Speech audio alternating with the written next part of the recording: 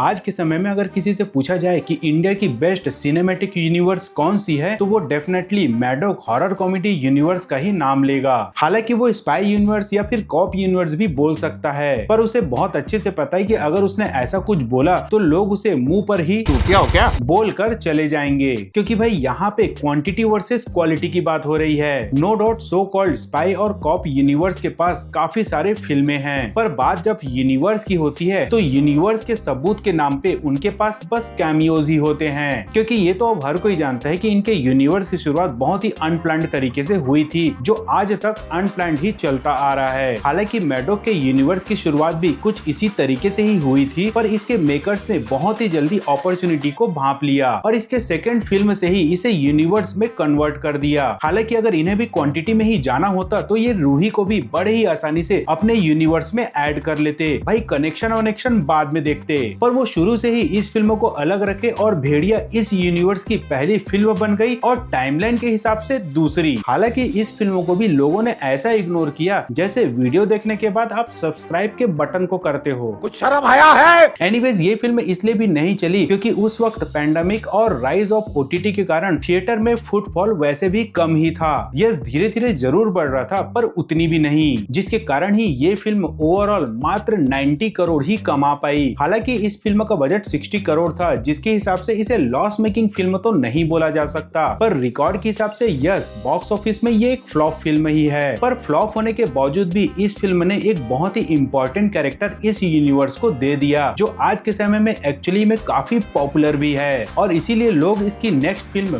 भेड़िया 2 का बेसब्री से इंतजार भी कर रहे हैं। फिर इस यूनिवर्स की एक ऐसी फिल्म आई जिसने हर मामले में सबको सरप्राइज ही किया, क्योंकि इसके फर्स्ट टीजर से पहले तक तो इसके बारे में किसी को पता भी नहीं था। फिल्म का बजट ओनली 25 करोड़ था और रिलीज से पहले इसकी कोई बहुत ज्यादा मार्केटिंग भी नहीं की गई, पर इन सब के बावजूद भी ये फिल्म ऐसे समय में 100 करोड़ क्रॉस की जब बड़े बड़े योद्धा और चैंपियन की फिल्में भी मात्र 50 से 60 करोड़ में दम तोड़ देती थी। पर इस फिल्म ने वर्ल्ड वाइड 132 करोड़ का बिजनेस किया, जो इसे एक सक्सेसफुल फिल्म बनाती है। और साथ ही इस फिल्म ने इस यूनिवर्स को एक ऐसा कैरेक्टर दिया जिसने सबको कंफ्यूज करके रखा हुआ है। भाई लोग आज भी नहीं समझ पा रहे हैं कि इसका कैरेक्टर मुंजिया विलेन का साइड देगा कि हीरो का। अगर आपके पास इसका जवाब है तो भाई कमेंट करके अपनी थ्योरी जरूर शेयर करें। सो अब तक इनकी यूनिवर्स फॉर्म हो चुकी थी, इस यूनिवर्स में 3 फिल्में भी ऐड हो चुकी थी, पर फिर भी पता नहीं लोगों को ऐसा लग रहा था कि ये भी यूनिवर्स के नाम पे बस कैमियो ही खेलेंगे और कुछ नहीं। पर फिर इसके बाद एक ऐसी मूवी आई जिसने एक्चुअल में यूनिवर्स को शेप देना शुरू किया।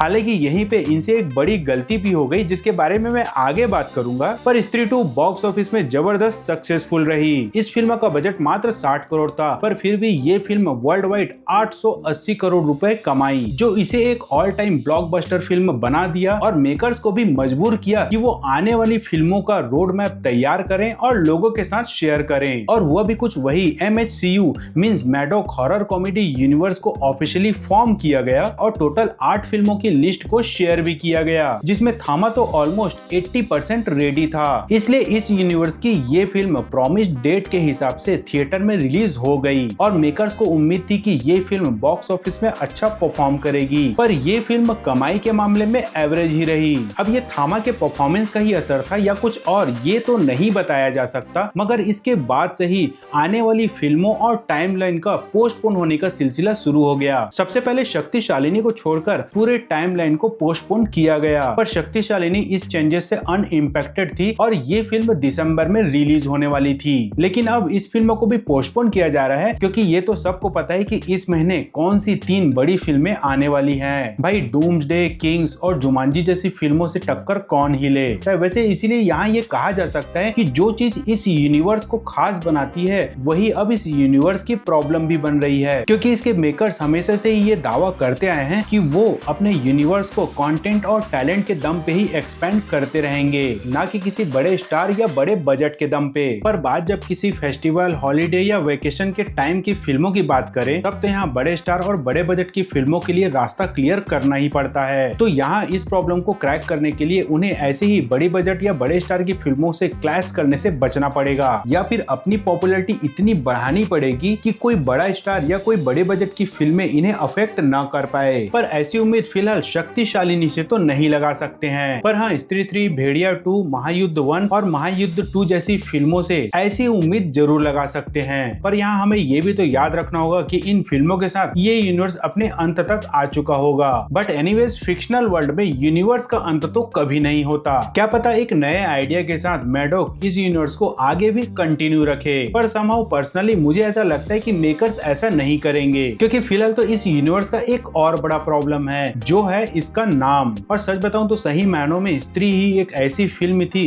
जो हॉरर और कॉमेडी दोनों को काफी बैलेंस की थी। इस फिल्म में जितना हॉरर था उतना ही कॉमेडी भी था। पर इसके बाद की इनकी सारी फिल्मों में कॉमेडी तो थोड़ा बहुत मिल जाता है, मगर हॉरर बस शेप शिफ्टिंग तक ही सीमित हो चुका है। और कहीं न कहीं ये हॉरर कॉमेडी यूनिवर्स के बजाय सुपर नेचुरल कॉमेडी यूनिवर्स ज्यादा बन चुका है। और शायद यही रीजन है कि बीच में मेकर्स ने हॉरर कॉमेडी यूनिवर्स के बजाय इसे सुपर नेचुरल यूनिवर्स बुलाते थे, और उन्होंने इसका नाम भी officially Maddock super natural universe रखने का ट्राई किया। पर बाद में शायद माइंड चेंज हो गया और वो मैडॉक हॉरर कॉमेडी यूनिवर्स ही कंटिन्यू रखा। और अब तो इसका ऑफिशियली लोगो भी लॉन्च हो चुका है। नाउ लेट्स सी कि इनकी अपकमिंग फिल्मों में ये कॉमेडी और हॉरर का कैसे बैलेंस बना के रखते हैं। एटलीस्ट मुझे शक्तिशालिनी से तो ऐसा फील हो रहा है जैसे ये फुल फ्लैश्ड सुपर नेचुरल या फिर सुपर हीरो मोड पे जाने वाले हैं, क्योंकि ऐसा न्यूज आ रहा है कि इस फिल्म में एक नहीं बल्कि बहुत से मेटा ह्यूमंस दिखने वाले हैं, जिससे एक्चुअली में मुझे कोई प्रॉब्लम नहीं है। कॉमेडी किसी और फिल्म से एक्सपेक्ट कर लेंगे, बस यहाँ पे जो भी इंट्रोड्यूस करे वो मजेदार होनी चाहिए। सो आज के इस वीडियो में फिलहाल इतना ही दोस्तों।